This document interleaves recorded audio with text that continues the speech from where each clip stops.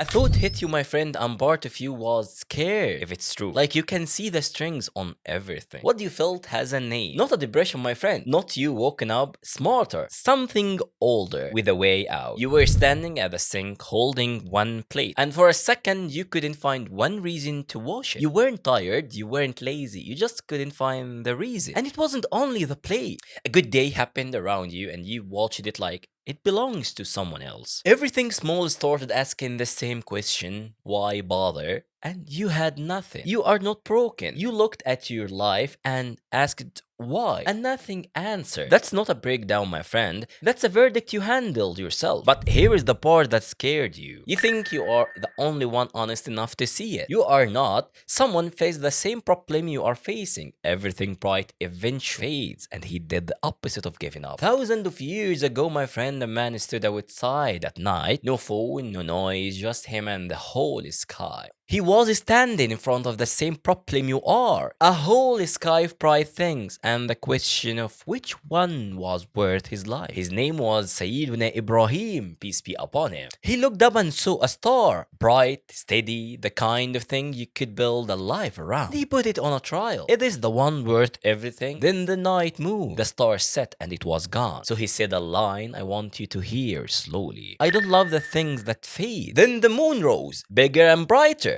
Is this the one? And the moon set too. Then the sun, the biggest thing in the sky. Surely this is one. Surely this one. By evening it was gone like the rest, my friend. 3 times, my friend, he asked the brightest thing he could find. Are you the one? 3 times it was gone by the morning. So he refused to anchor his heart to anything that set. Now maybe you are thinking, nice story, Behwish, but a guy staring at the stars has nothing to do with my Tuesday. Give me 1 minute, my line up his night against your life, and you'll see something you can't unsee. You had your star too, my friend, the degree you were sure would finally mean something. You got it, and the meaning never showed up. So you found a brighter one, the job, the title, the number in the bank. Each one rose, my friend, you handed it your whole life. And each one said. The relationship that was going to fix the quiet, the move to a new city that was supposed to reset you, every one of them was supposed to be the thing. And maybe right now you are thinking, but I actually got something of them, Behwish, and I'm still standing at that thing. Yep.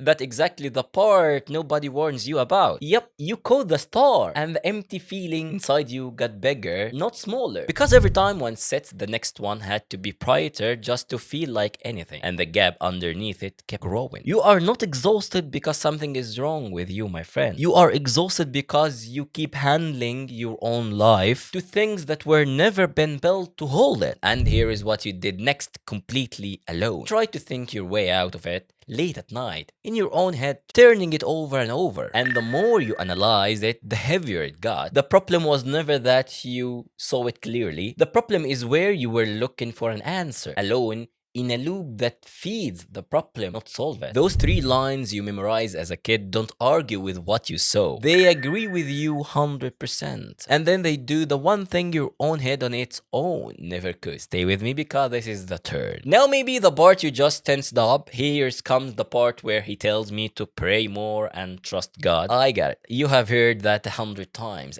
And you're still standing at the sink. So I won't hand you that, my friend. I'll show you something more specific from the same place. Remember Sayyiduna Ibrahim under that sky? When everything he looked at set, he didn't give up on the sky. He turned on one who made it. The one thing that doesn't fade. And notice how he got there, not by spiraling inward in his own head, by letting what he saw point him outward past himself. So how do you do that? That's what those 3 lines are for. The surah is a lesson. 3 verses, you've said them 100 times without hearing them. The first line is an oath by time itself. The second line says it straight. Every human on this earth is losing. Not the bad one, everyone by default. And that feeling you could never name, that's it. Loss. Not losing one thing, just loss. Running under everything. The word it uses is a trader's word. Capital gone. Time is the capital. And you are bleeding it just sitting still. So read line 2 again. Innal insana lafi khusr. You were right. The loss is real. You were just wrong about one thing. You thought you are the only one honest enough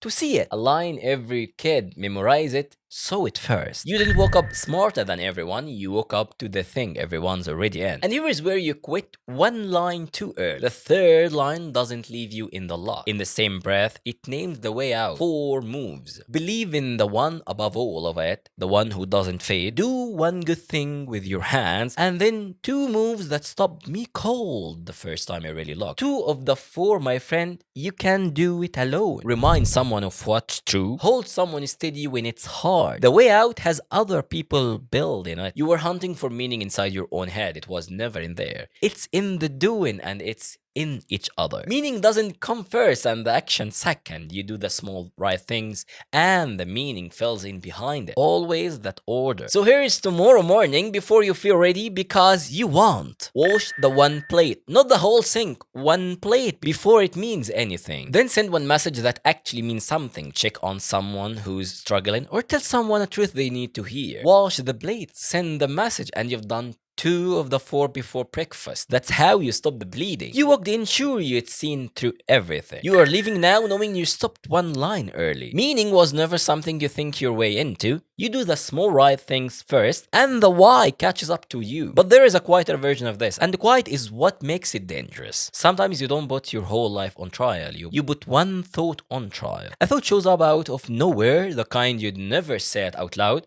and you decide to prove something rotten about you. Same trap, my friend. You, alone, reading a verdict to something that was never a verdict. I made a whole video on that exact thought and on the companions who carried it to the Prophet, peace be upon him. Certain it meant they were finished. What he told them turned the whole thing around. It's the natural thing, next step from here. Go watch now. Here it is, and that's it.